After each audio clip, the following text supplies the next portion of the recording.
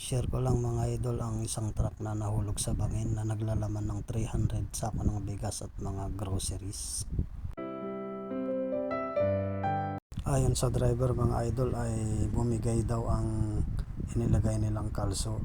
At huli na nung mapansin nilang umaatras ito kaya hindi na nila napigilang mahulog ito sa bangin. Tanana lang kami, na. Anong gagawin na. Nagdragano talaga, umatras. Kaya sa mga idol natin na driver dyan na nanonood sa atin, doble ingat lang mga idol dahil hindi natin alam kung kailan aatake ang disgrasya.